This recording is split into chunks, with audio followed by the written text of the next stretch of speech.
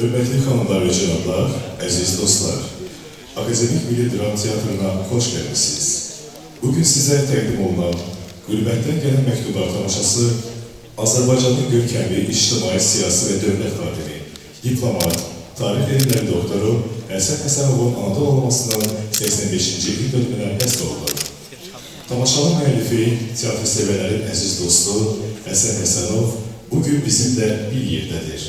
Teatrımızın rəhbərliyi və kollektiv adından onu ürəkdən təbrik edir, ona can sağlığı, uzun ömür arzulayırıq. Sizin almışlarınızla teatrımızın adından hörmətli Həsən bəyinə gül dəstəsi təqdim olunur. Yubileyiniz mübarək olsun Həsən bəy.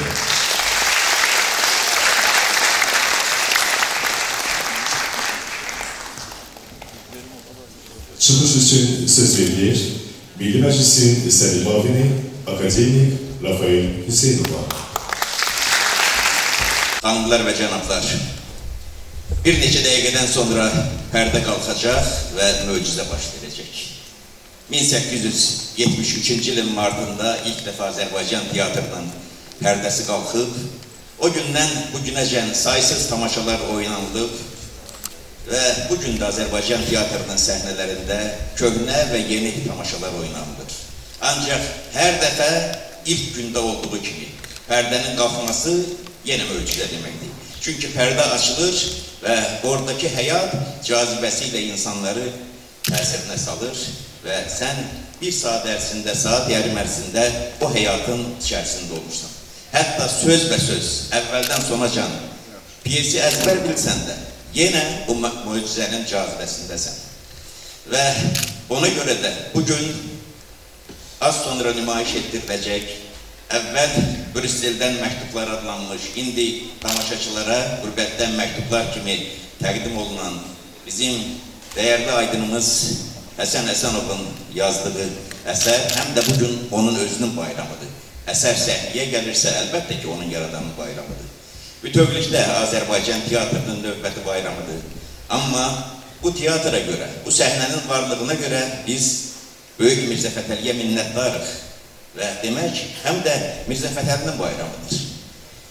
Siz varsınızsa, bu cürsünüzsə, Azərbaycan Qərblə şərqi özündə qovuşduran çağdaş dünyanın aparıcı millətlərindən biridirsə, buna görə minnətdar olmalı olduğumuz insanların sırasında ən əvvəldə dayananlardan biri və bəlkə birincisi elə Mirzə Fətəlidir. Bu milləti millət etmək yolunda o çox sınaqlardan, çox çətinliklərdən keçib və həyatdan köçəndə də onun nəşkini yerdən götürməyə belə qadağa qoyublar.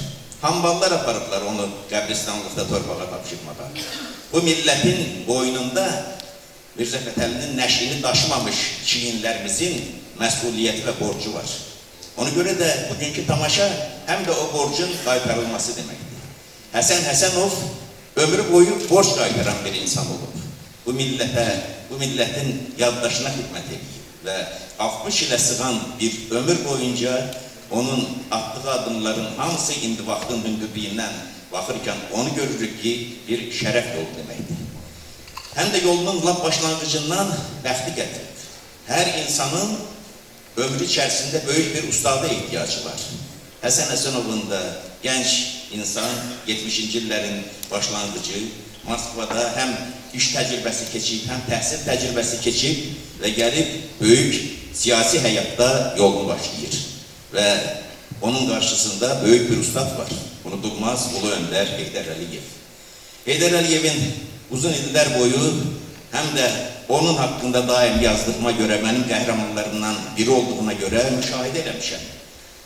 Həsən Həsənov onun ən sevdiyi, hörmət bəslədiyi, inandığı kadrlarından biriydi. Və Heydər Əliyev məktəbinin ən layiqli yetirmələrindəndir Həsən Həsənov. Həm ləyaqətli ömrü ilə, gördüyü işlərlə və üz tutduğu bütün sahələrdəki yüksək peşəkarlığı ilə. Heydər Əliyevin mən ifadəsində, yanaşmalarında, münasibətində həmişə Həsən Həsənovun şəxsiyyətinə və iş fəaliyyətinə hörməti, xüsusi diqqət hiss edirdim. Ancaq uzun illər müşahidə eləmişəm, Həsən Həsənov haqqında tərifli sözlər deməyib heç var. Yalnız bircə dəfə Azərbaycan dili ilə bağlı Azərbaycan dilinin necə adlanması ətrafında müzakirələr gedirkən, orada ən müxtəlif insanlar fikirlərini söyləyirdilər. O cümlədən Həsən Həsənov da düşüncələrini bölüşdü və Həsən Həsənov da düşüncələrini bölüşürsə, onun fikirlərinin içərisində həmişə iki tərəf var. O böyük bir siyasətçidir, diplomatdır, yaranışından, zatından diplomatdır. Amma həm də bilikli insandır, elmli insandır. Cavanlığından, yolunun başlanğıcından elmə bağlanır. Nə deyirsə onun içərisində siyasət də var, dövlətin və millətin maraqları da var, elm də var. Və çox ağıllı sözlər deyirdi. Dərin məntiqdə o məntiqsiz danışanların fikirlərini rədd edirdi, amma onlar səslərinin yoğun yerinə salaraq müqavimət göstərirdilər. Heydər Əliyev mənim Həsən Həsənov haqqında onun dilindən eşitdiyim bir sözü söylədi. Dedi, təcrübəli insandır, danışır, qulaq asın. Təcrübəli insan bir insana verilən qiymət olaraq Heydər Əliyevin dilindən son dərəcə ali bir qiymətdir. Və təcrübəli insan necə yaranır? Təcrübəli insan Həsən Həsənovun ömrü çətin zamanın içərisindən keçir. 60-cı illərdə, 70-ci illərdə, 80-ci, 90-cı, 2000-ci illərin başlanğıcı da hər birinin öz çöhrəsi, öz dinamikası, öz daxili gərginliyi olan vaxt kəsirləridir. Mən universitetin tələbəsiydim.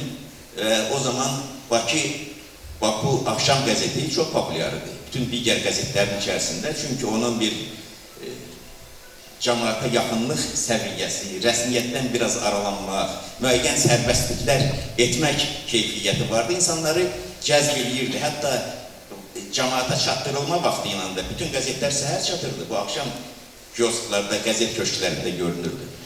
Və mən də o dövrdə tələbə ikən artıq o qəzetdə məqalələr dərc etməyə başlayırdım.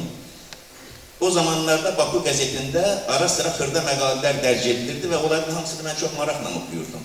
Bir inşaatçının məqalələri idi. H yaxud Rusca gedirdi məqalələr. Q yazırdı nöqtə Əzizoğlu. Mərkəzi komitədə işləyirdi, yolunu təzə başlayan bir insan idi və onlara da irad tutardılar ki, niyə sən gedirsən, əsas işini qoymuşsan kənara, gedirsən belə-belə məsələlərlə məşğulsan. Amma o vaxtki məqalələri birləşsə bir kitab olsa, görəcəksən ki, Azərbaycanın inşaat tarixinin elə gizlincləri, elə sirləri açılır ki, onunla biz dünənimizi və insanlarımızın memarlıq, ikincərlik düşüncəsini daha aydın görürük. Orada mərkəzi komitədə işləyirdi, təlimatçı idi, sonra şöbə müdürünün müavini oldu, bölmə rəhbəri oldu. Bu illərin içərisində həmişə tədqiqatçılıq, araşdırıcılıq onunla bir yerdə idi və bu iki keyfiyyət bütün ömrü boyda davam edir. Bugün piyesə baxacaqsınız. O bir bədii əsərdir. Ancaq bədii əsərdən daha əvvəl həm də bir içərisində maarifçi damar daşıyan bir əsərdir, öyrədici bir əsərdir. Həsən müəllim mənə söyləyirdi ki, vaxtı ilə, mənə söyləyirdi, demişkən onu da deyim ki, burada oturan insanlar Həsən Həsənovu sevən, onun şəxsiyyətinə hörmət bəsləyən şəxsiyyətlər doludur burada. Və onların hər biri az ya çox dərəcədə Həsən Həsənovun həyatını bilir. Ancaq Həsən Həsənovun həyatını keçdiyi yolları onun özündən də yaxşı bilir. Çünki 1990-cı illərin ortaları idi. O vaxt Həsən Həsənov Xarici İşlər Naziri idi. O Qoşu Qala qapısının yanında, indiki Konstitusiya Məhkəməsində Xarici İşlər Nazirliyi yerləşirdi. Mən də Nizami Muzeyində elə indiki kimi işləyirdim. Və hər gün səhər o cari işlərimizi görəndən sonra bir yerdə otururduq. Hər gün Həsən Həsənova suallar verirdim, ömrünün müxtəlif mərhələləri ilə bağlı. Çünki bu yalnız Həsən Həsənovun biyografiyası deyildi, Azərbaycanın tarixi idi. Söyləyirdi, maqnitofon yazırdı, kamera yazırdı. Və mən yalnız ona görə deyirəm, Həsən müəllimin özündən də çox bilirəm ki, o söylədikləri öz yerində. Sonra mən arxivləri də qaldırırdım, sənədləri də qaldırırdım, baxırdım, tutuşdururdum. Çünki bu həm də bir Azərbaycanın tarixi demək idi. Azərbaycan Mərkəzi Komitəsində, Sovet dönəmində işləmək və mühafizəkar olmamaq mümkün deyildi. Mühafizəkar olmalıydın. Sistemin özü, o iş üslubunun özü mühafizəkarlığa vadar edirdi. Ancaq Həsən Həsənovun həmişə yolunun başlanğıcından içərisində bir azadlıq sevərlik, çərçivələri sındırmaq keyfiyyəti, damarı olub. O uşaqlıq illərində Tiflisdə doğulmuşdu. Vaxtilə Həsən müəllimin haqqında yazdığım məqalələrdən birinin adı bizim məşhur bir kinofilmimizə bənzətməkdir. O filmi siz çoxunuz görmüşsünüz, bilirsiniz. Bir məhəlləli iki oğlan filmi var, məşhur. Amma Həsən Həsənov uşaqlıq illərində Tiflisdə doğulmuşdu, orada yaşayırdı, Şeytan Bazarda, o meydanda yaşayırdı. Ancaq onu qoymuşlar ki, Rus məktəbinə getsin, çünki gələcəkdə düşünülürdü ki, gələcək o dövr idi ki, Rus təhsil olunanlar gəlib Bakıda da Sovet İttifaqının hansısa aparıcı universitetlərində də təhsil ala bilərdilər. Ona görə bu Soluqlaq məhəlləsi vardı, o Gürcü məhəlləsi idi, orada Rus məktəbi vardı. Gedirdi orada dərs alırdı, ama özü yaşayırdı burada, meydanda, Azərbaycanlılar məhəlləsində. Ona görə o yazının adını mən 2 məhəlləli bir oğlan qoymuşdum. Və 2 məhəlləli bir oğlan olmaq, yəni yolunun başlanğıcından müxtəlif mühitlər içərisində yetişmək və müxtəlif mühitlərin havasını duymaq, onun tərbiyəsində, onun düşüncəsinin tərzində öz izini qoydu. Və Mərkəzi Komitədə işlədiyi vaxtlarda da yenə bəxtinin gətirməsidir ki, Heydər Əliyev kimi o konservativ sistemin içərisində yaradıcı düşünən və bütün ömrü boyu bu yaradıcı düşüncəni, sərbəst düşüncəni, çərçivələri sındırmağı bacaran bir insanın rəhbərliyi haqqında işlədi. Və ona görə də çox istəklərinə, çox niyyətlərinə nail ola bildi və onlar bir yerdə çox güclü idilər və Heydər Əliyevin dövlət karyerası boyunca onun ən etibarlı, ən peşəkar köməkçilərindən, dəstəkçilərindən biri həmişə Həsən Həsənov olub. Və Mərkəzi Komitənin nəhayət günlərin birində qabaqçıl işçilərindən, güclü işçilərindən biri kimi artıq özünü nümayiş elətdirən cavan kadrlarından biri kimi onu əvvəlcə Səbayev rayonunda, o vaxt 26 Bakı komissarı rayon partiya komitəsinin katibi qoydular. Sonra Sumqayıtda çalışdı, sonra Gəncədə çalışdı. Bu il hara getdisə müsbət izləri qaldı. Gəncədə Həsən Həsənovdan əvvəl də sonra da çalışanlar çox olub gələcəkdə də olacaq. Ancaq onun qədər orada izi qoyan olmayıb. Rəhmətli bizim bir məşhur Tofiq Bağırov vardı. Deyirdi ki, mən dəmir yolçuyam, amma dəmir yolçu ola-ola o da bir maarifçi idi, Azərbaycançı idi. Gəncənin adının Kiravvad olduğu və Gəncənin adını da həmişə istəyiblər ki, örtbasdır eləsinlər, çünki ən milli şəhərimiz idi. Kiravvad da qoyublar, Yelizavetpol da qoyublar, Abbasabad da qoyublar, neçə dəfə dəyişiblər, amma insanların dilində Gəncə yaşayıb. Gəncəni rəsmi olaraq yenidən dövriyyə gətirmək artıq rəsmən xəritələrdə gerçəkləşdirmək də elə Həsən Həsənovun xidmətidir, hələ Gəncənin bütövlükdə Gəncə şəhəri adlanmasından əvvəl. Çünki Gəncə 2 rayona bölünürdü və onlardan birinin adının Gəncə qoyulması təşəbbüsündə və təbii ki, Mərkəzi Komitənin başında Heydər Əliyev kimi nəhəng dururdu və yaxşı ideyalara açıq bir insan və bütün mahiyyəti itibarilə millətçi, vətənçi düşünən bir insan o cəhətdə dəstəklədi və gerçəkləşdi.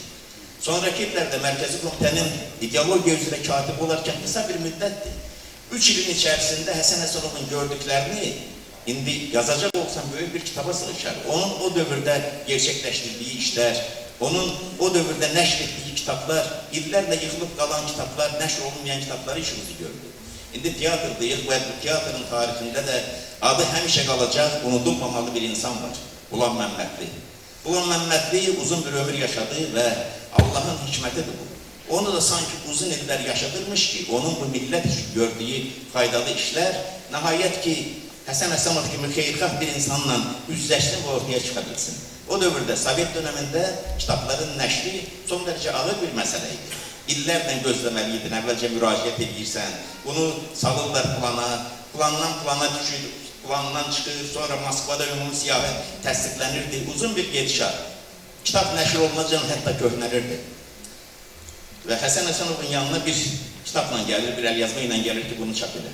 Baxır, vərəqləyir, baxan kimi də peşəkardadır. İnşaatçı ola və əslində inşaatçılığın arxasında bir başqa fəlsəfə var.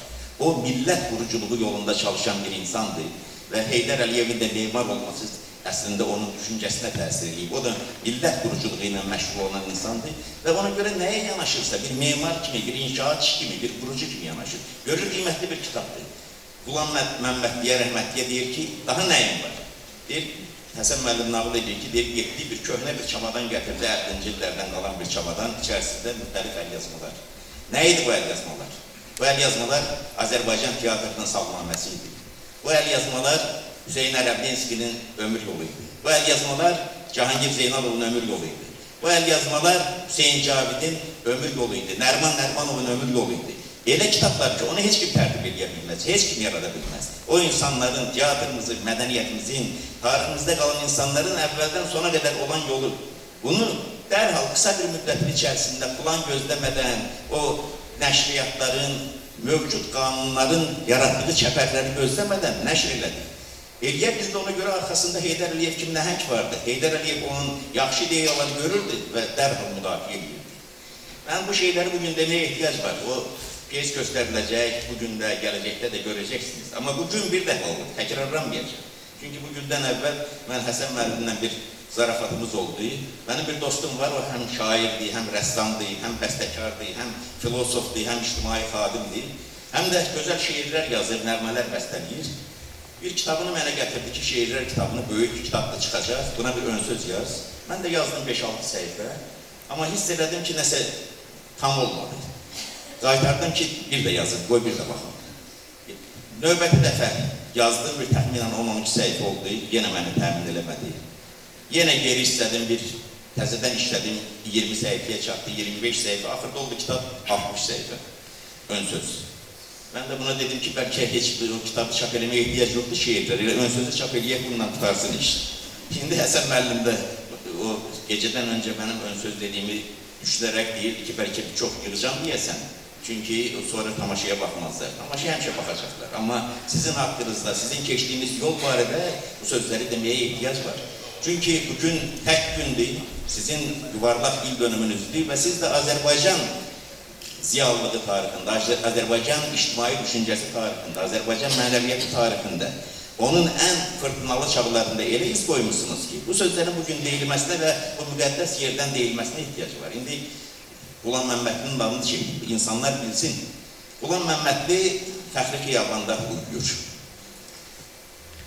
Vəfat eləmişdi Qulam Məmmədli.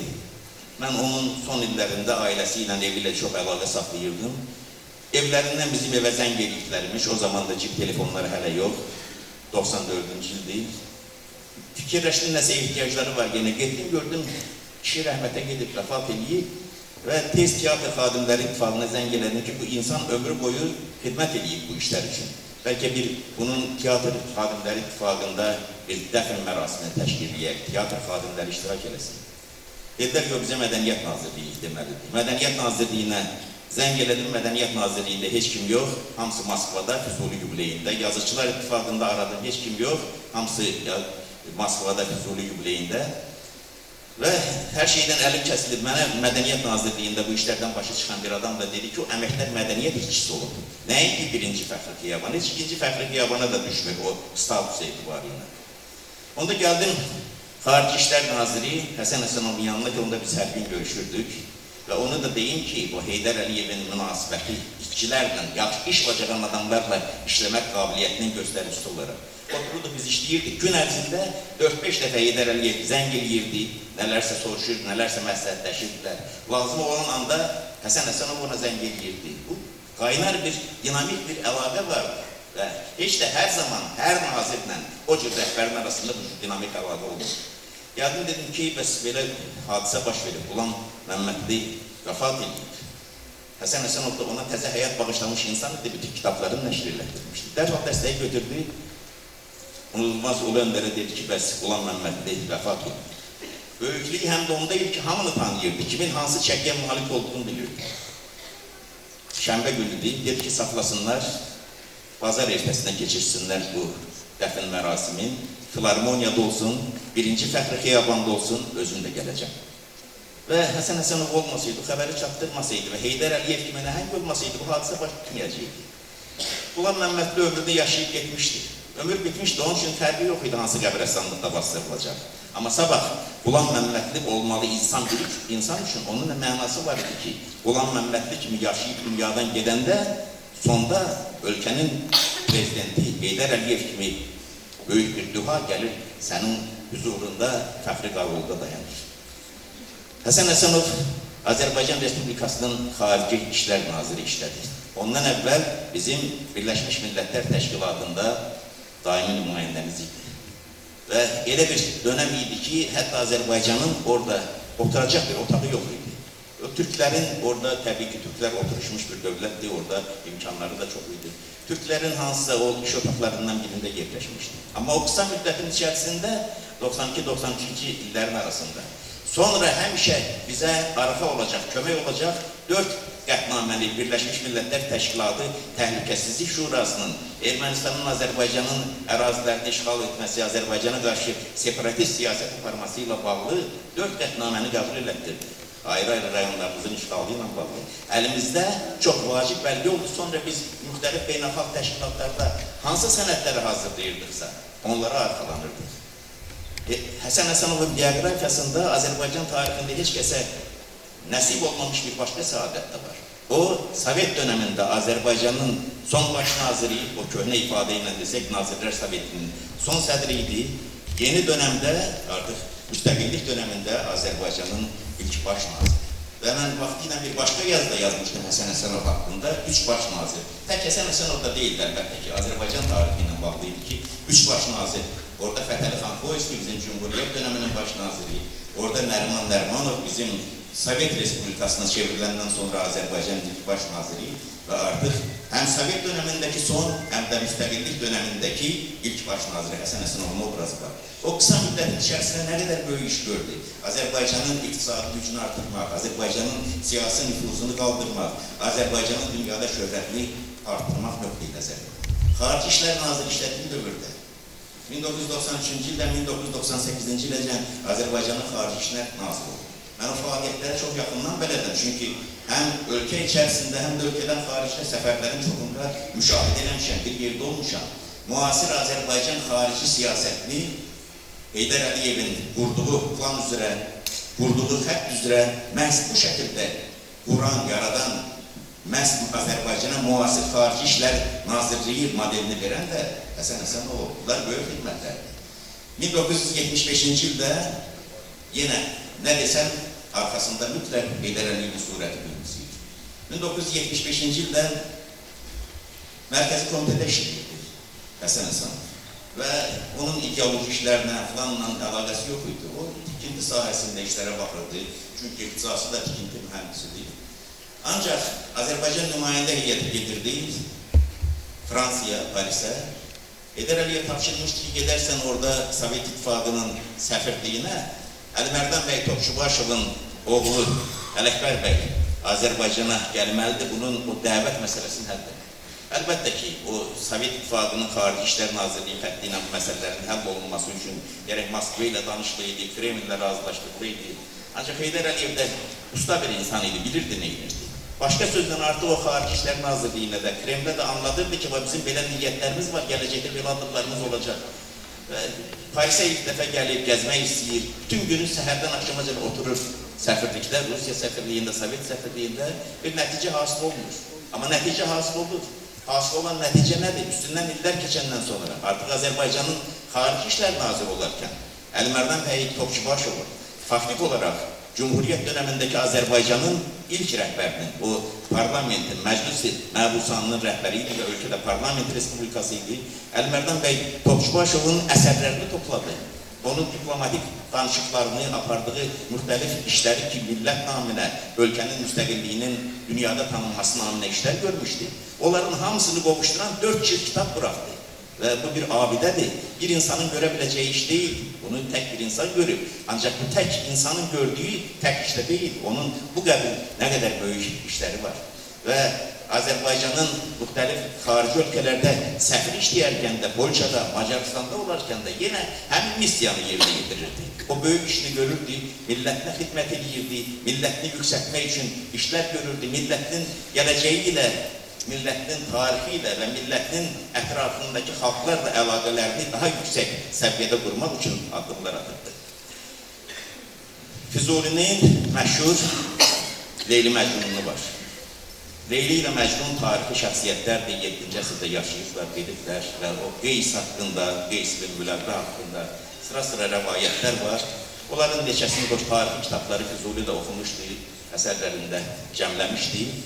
O, gerçekten baş verən əhvalatlar var, rəvayətlər var, söyləmələr var, amma hamısında bir fəlsəfə var. Onlardan birini gətirir əsərində, Leyli Məcnununda Füzuli.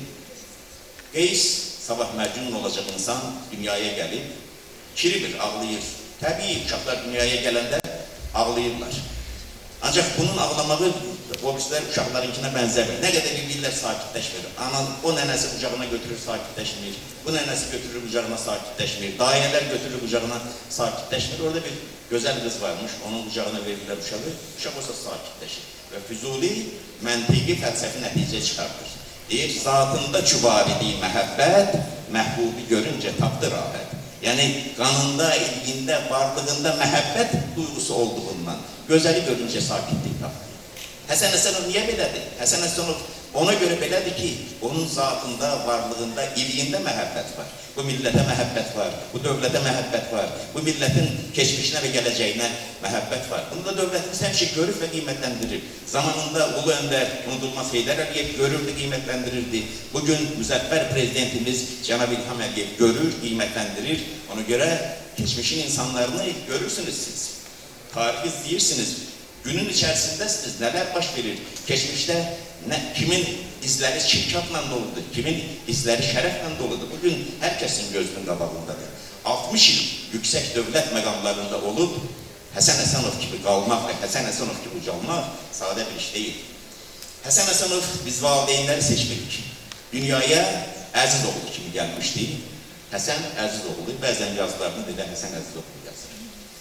Ancaq o gördüyü işlərlə, o 60 illik şərəfli ömrü ilə, millətə və dövlətə xidməti ilə yalnız Həsən Əzizoğlu olmadı, həm də xalqın Əzizoğlu oldu. Və bir 60 illik ömür yaşayıb, yalnız Həsən Əzizoğlu yox, həm də xalqın Əzizoğlu olmaq bir ömür üçün ən böyük qazançdır.